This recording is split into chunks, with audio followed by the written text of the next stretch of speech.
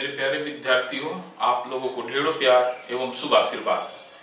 चलिए, तो भारतीय राज्य व्यवस्था के अंतर्गत जो हम लोग का टॉपिक पिछला वीडियो में चल ही रहा था, खत्म नहीं हुआ था, उसका नाम है संघ और उसका राज्य क्षेत्र। तो पिछले वीडियो में हमने इस टॉपिक से रिलेटेड कुछ व्यवहारिक बातों का जिक्र किया था और यह बात भी आप लोगों को बताए थे कि अब हम लोग को हर टॉपिक को जो है थोड़ा सा संवैधानिक रूप से भी देखना है और उसका व्यवहारिक पक्ष का भी अध्ययन करते चलना है।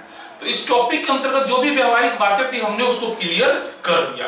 अब हम लोग आते हैं इस टॉपिक के अंतर्गत संवैधानिक पक्ष पर। तो सबसे पहले तो यह जानना है कि यह जो बात है वो भारतीय संविधान के किस भाग में है। तो भाग 1 में है। उस भाग 1 के किस अनुच्छेद में है? तो 1 से लेकर 4 तक के अनुच्छेद में है। ये इस टॉपिक को शुरू करने से पहले आपको हम पहले ही बता देते हैं, अनुच्छेद 1 से लेकर 51 तक, अनुच्छेद 1 से लेकर 51 तक सारे अनुच्छेद आपको कंठस्थ याद होने चाहिए। जो डायरेक्टली अनुच्छेद से सवाल आता है, अगर अनुच्छेद से मान लिया 100 क्वेश्चन पूछता है तो उसमें से 75% अनुच्छेद जो है इसी के बीच में रहता है। जैसे अनुच्छेद 17 सबसे फेमस है, अनुच्छेद 21 है ना।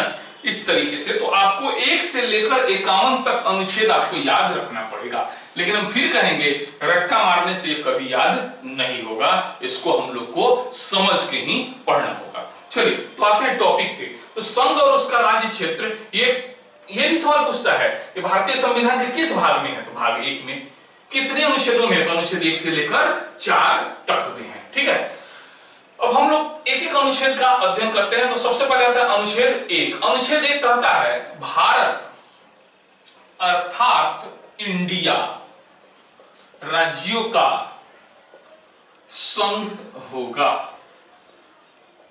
यही है अनुच्छेद 1। इस अनुच्छेद से जो व्यवहारिक रूप में बात निकल के आ रहा है उसको ध्यान देना है। और खूब परीक्षा पूछता है कि संवैधानिक रूप से भारत का या हमारे देश का क्या नाम है। यह संविधान में हमारे देश को किस नाम से संबोधित किया गया है। तो यहां 2 जवाब होता है, भारत या इंडिया। 2 यही नाम आपको बताना है। हिंदुस्तान नाम है लेकिन व्यवहारिक नाम है, संवैधानिक नाम नहीं। आर्यावर्त भी नाम है लेकिन वो संवैधानिक नाम नहीं है, व्यवहारिक नाम है। तो ये सवाल कई बार एग्जाम में पूछा हुआ है कि हमारे देश का संवैधानिक नाम क्या है। जब इस तरह का शब्द है तो आपको जवाब क्या देना है? भारत अर्थात इंडिया। तो इससे पहला निष्कर्ष तो यही निकला कि हमारे देश का संवैधानिक नाम। क्लियर हो गया? चलिए, अब दूसरी बात आते हैं। यह जो देश है वह राज्यों का क्या है? संघ है। क्या है? संघ है। लेकिन यहां पर हिंदी से ज्यादा अंग्रेजी वर्ड इंपॉर्टेंट है। इस संघ के लिए हमारे संविधान में यूनियन शब्द का प्रयोग किया गया है, फेडरेशन का नहीं किया गया है। बहुत इंपॉर्टेंट बात है, इसको खूब ध्यान से समझिएगा। भारतीय संघ के लिए अंग्रेजी के किस अक्षर का प्रयोग किया गया है? तो यूनियन का प्रयोग किया गया है, फेडरेशन का नहीं किया गया है। अब पूछिएगा सर क्यों?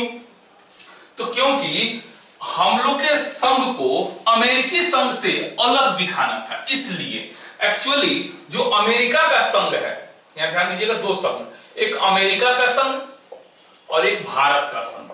बाहर से देखने पर हम आपको बताए थे शुरुआत में ही कि दोनों को संघात्मक राज्य में रखा जाता है। एकात्मक राज्य कितने प्रकार? 2 प्रकार, एक एकात्मक, दूसरा संघात्मक। तो दोनों को ही, भारत और अमेरिका दोनों को ही संघात्मक देश कहा जाता है, किंतु दोनों के संघीय स्वरूप में जमीन आसमान का अंतर है। एक तरफ आप देखिएगा तो अमेरिका में भी राज्यों का समूह है, यह भी जो 50 राज्यों से मिलकर बना है, और भारत जो है 28 राज्य और 8 केंद्र शासित प्रदेशों से मिलकर बना है। देख रहे हैं? तो दोनों देखने में एक लग रहा है कि नहीं लग रहा है, लेकिन दोनों में अंतर है।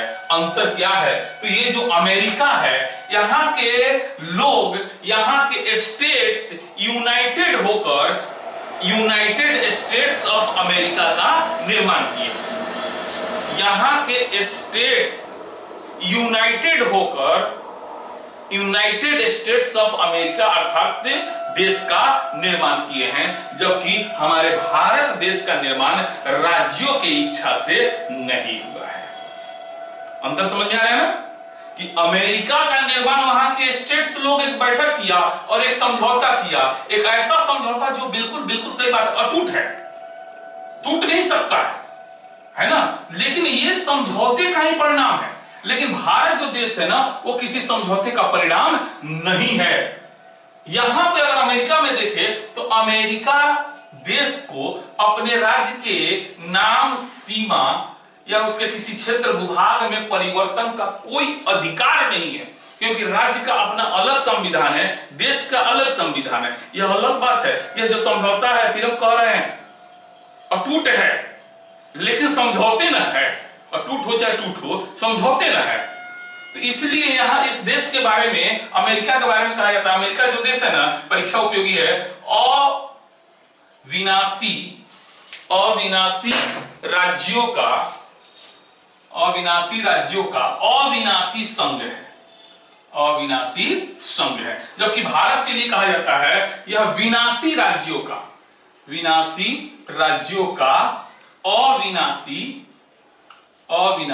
संघ है। अंतर समझ में आ गया।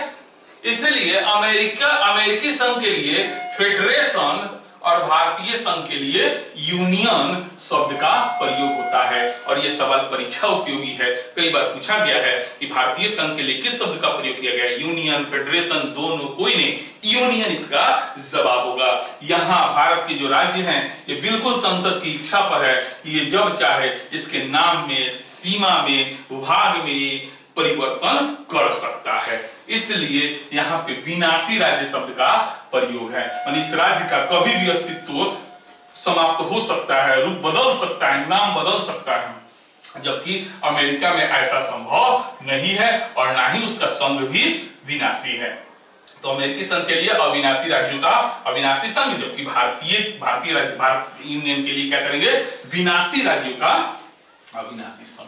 तो ये था अनुच्छेद 1। चलिए अब आते हैं हम लोग अनुच्छेद 2। यहां पर अनुच्छेद 2 और अनुच्छेद 3 हम दोनों को एक साथ लेके चलेंगे, क्योंकि ये दोनों अनुच्छेद में काफी कंफ्यूजन है। कभी परीक्षा में सवाल पूछता है तो हम लोग फंस जाते हैं, है ना, कि 2 होगा कि 3 होगा। अगर दोनों को पढ़ते हैं, सबसे पहले अनुच्छेद 2 में है नए राज्यों का प्रवेश या स्थापना, ठीक है, अनुच्छेद 2 में है। और 3 में है नए राज्यों का निर्माण और वर्तमान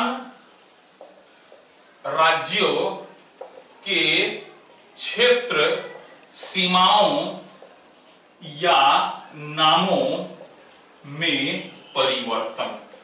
बिल्कुल अगर रफली पढ़ा जाए तो दोनों अनुच्छेद में आपको कोई विशेष अंतर नजर नहीं आएगा, क्योंकि यहां भी कह रहा है नए राज्यों का प्रवेश स्थापना, यहां भी कह रहा है नए राज्यों का निर्माण और वर्तमान राज्यों के क्षेत्र सीमा में परिवर्तन। लेकिन अगर सूक्ष्म अवलोकन किया जाए तो यहां ध्यान दीजिएगा, अनुच्छेद 2 जो है ना, ये नए राज्य का प्रवेश या स्थापना है। इसका अंग्रेजी होता है एडमिशन। माने वैसन छात्र जेकर नामे नहीं के लिखा है, ओकरा के नाम लिखे के बा।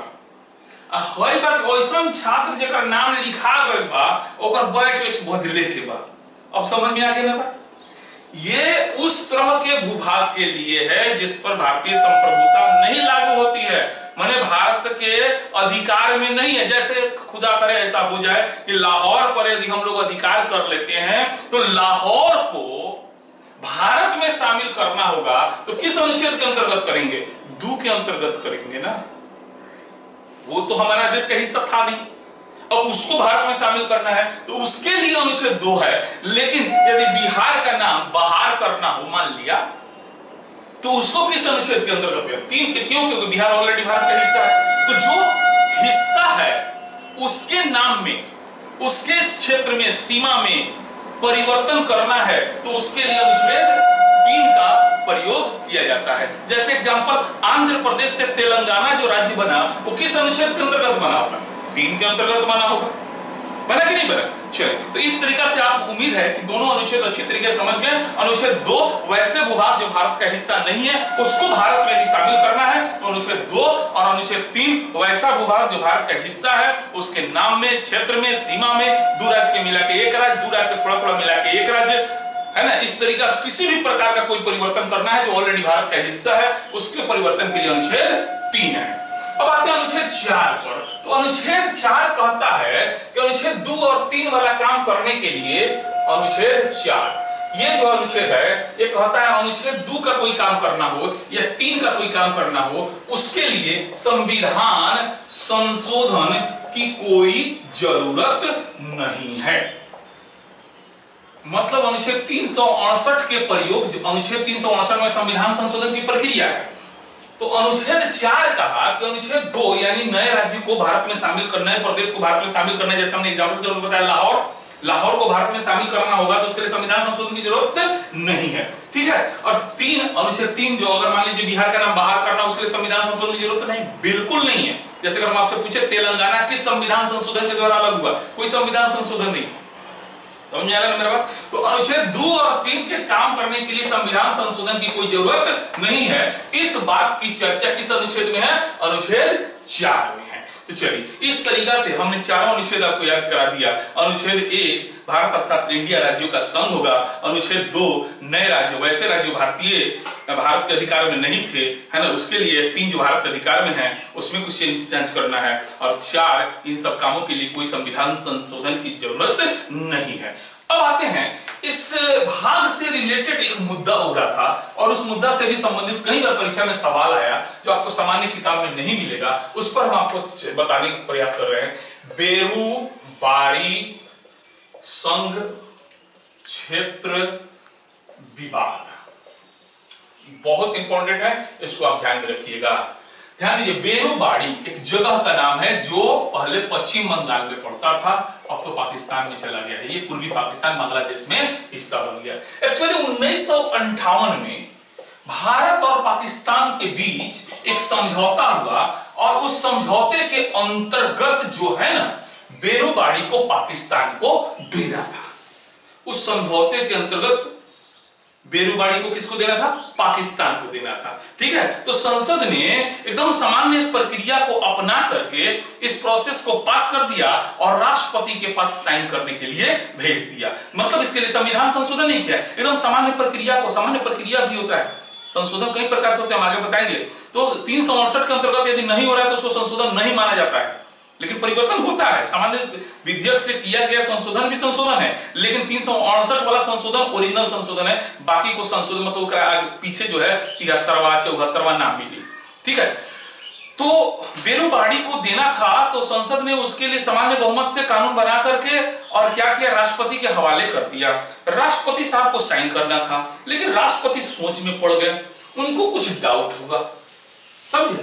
तो ध्यान दीजिए, राष्ट्रपति को संविधान ने ही अनुच्छेद 143 के अंतर्गत एक शक्ति दिया है कि जब राष्ट्रपति को किसी मुद्दे पर कोई कंफ्यूजन हो, कोई सलाह लेना हो, कोई विचार विमर्श करना हो, तो इस अनुच्छेद के अंतर्गत वो डायरेक्ट सुप्रीम कोर्ट से विचार विमर्श कर सकते हैं। बीबीए अनुच्छेद, इसको ध्यान रखिएगा। अनुच्छेद 143 ध्यान दीजिए फिर से एक बार, राष्ट्रपति को यदि किसी मुद्दे पर सलाह विचार करना है तो वो किससे कर सकते हैं? सुप्रीम कोर्ट से, सर्वोच्च न्यायालय से कर सकते हैं। हर मुद्दे पर विचार विमर्श करेंगे ना, उनको जब लगेगा तब अगर करना चाहे तो अनुच्छेद 143 अंतर्गत किससे करेंगे? सुप्रीम कोर्ट को। तो सुप्रीम, अब यहाँ पूरे अनुच्छेद को समझ जाइए। अब जब सुप्रीम कोर्ट के पास ऐसा कोई मैटर जाता है राष्ट्रपति के द्वारा, तो सुप्रीम कोर्ट भी स्वतंत्र है, उसको मन करेगा तो उस पर वो विचार देगा, नहीं मन करेगा तो नहीं भी दे सकता है। ये कोई बाध्यता नहीं है कि राष्ट्रपति राय मांगे हैं तो राय देना ही है, नहीं, बिल्कुल नहीं। ये सुप्रीम कोर्ट के ऊपर निर्भर करता है ना। अगर मान लिया सुप्रीम कोर्ट ने कोई राय दे दिया तो राष्ट्रपति स्वतंत्र है उस राय के अनुसार काम करे या नहीं करे, मतलब 100 आ जाता है। तो ये सब बात था अनुच्छेद 143 में। तो मामला पर हम लोग का मूल मामला पे आते हैं, बेरूबारी पर। तो बेरूबारी को देने के लिए राष्ट्रपति के पास साइन के लिए पहुंचा, राष्ट्रपति ने क्या किया, उसको सर्वोच्च न्यायालय के हवाले कर दिया कि बताइए ना हम इस पे क्या करें, अनुमति दे कि नहीं दे। जब सर्वोच्च न्यायालय में जानते हैं न्यायाधीश लोग, बुद्धिजीवी लोग का संस्था है वो लोग बैठे तो देखे कि बेरूबारी को देना है। किस अनुच्छेद 2 कहता लेवे के बाद, 3 तो अपन विभाग के अंदर के बाद में परिवर्तन के बाद, एहू में देवे के बात नहीं है। माने 2 और 3 खाली लेने का बात है, एक तरह से समझिए, देने का तो कोई चर्चा नहीं है। तब सुप्रीम कोर्ट ने क्लियर कह दिया कि अगर यदि आप बेरूबाड़ी को पाकिस्तान को देना चाहते हैं तो उसके लिए आपको क्या करना पड़ेगा, संविधान संशोधन करना पड़ेगा। फलतः जो है संसद ने 9वां संविधान संशोधन अधिनियम 1960 पास किया और उसके बाद जो है बेरूबाड़ी को जो है पाकिस्तान को दे दिया गया। चलिए, तो इस टॉपिक से एक बहुत महत्वपूर्ण बात था, इसको हमने बता दिया।